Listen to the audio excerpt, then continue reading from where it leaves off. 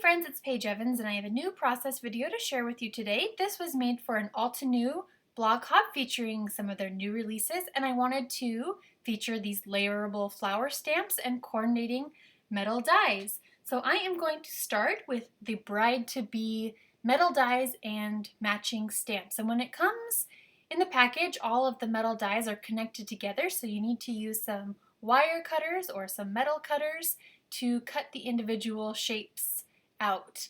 And once you have them all disconnected from each other, grab your manual die cutting machine. I'm using a Cricut Cuttlebug. You layer the A plate on the bottom, followed by the C plate, and then start placing your metal dies. So I am going to cut about 3 to 5 of each flower and leaf in this set. So I'm arranging all of the metal dies on the plate first. I come in and rearrange it just to make it more of a square shape. And I'm going to cut them from smooth white cardstock, American Crafts smooth white cardstock. And this is a great alternative to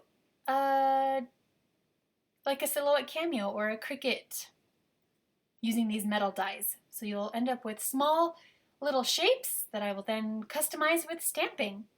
So I've run it through the die cutting machine, and I'm going to take off all of the little pieces and place them on the packaging just so I make sure I have all the right pieces in the right place, and then work on them one by one.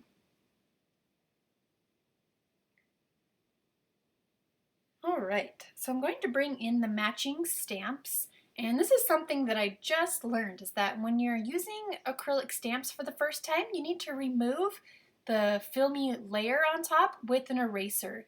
So I am going to erase each layer first and then apply stamping ink. And I'm also using Altenew dye inks, and I love that they come in monochromatic colors, so from the light pinks to the dark pinks, the light greens to the dark greens.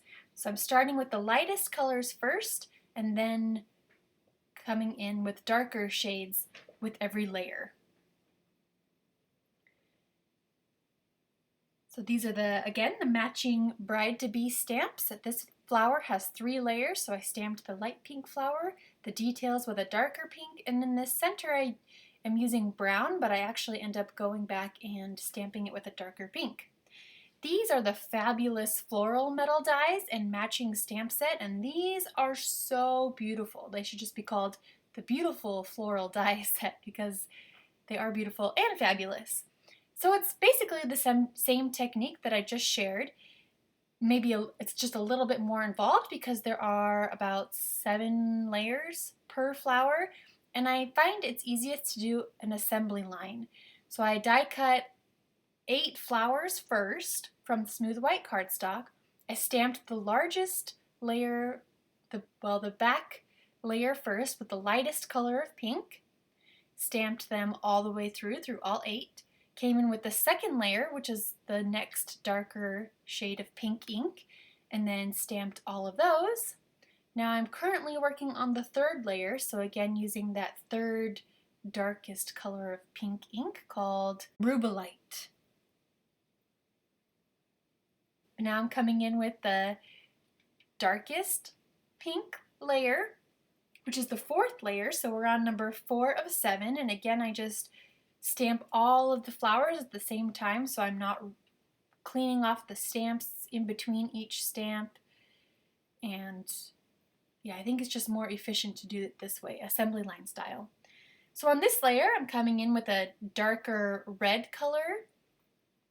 And now for the insides, there are 2 little inside stamps, so I'm using dark brown, and then the last layer will be black. And I love how these give a nice contrast to the flowers. You've got the lighter pink and then the darker center.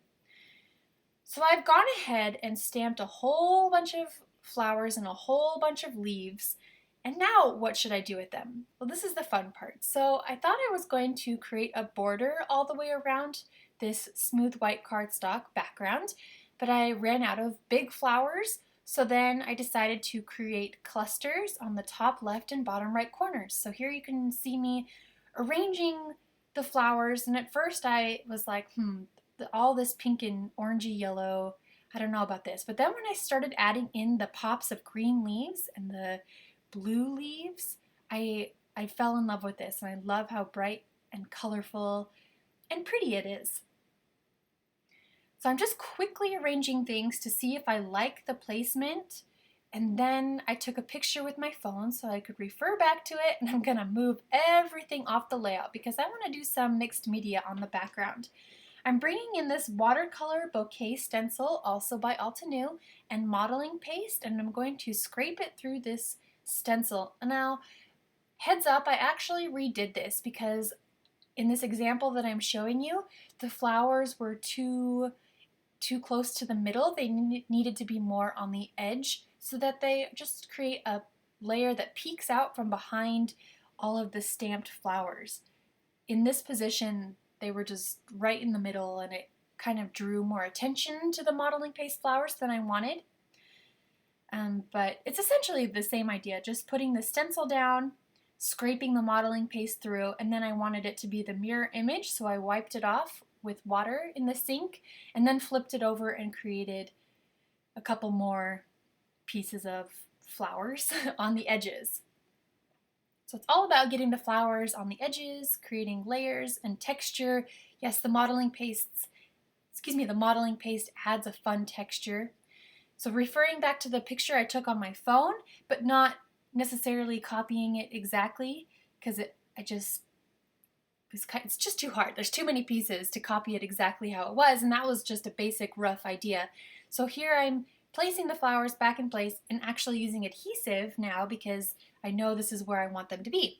I'm using foam adhesive to create even more texture, not texture, but more layers. So you'll get some shadows underneath all the flowers, and I love all of the dimension that adds.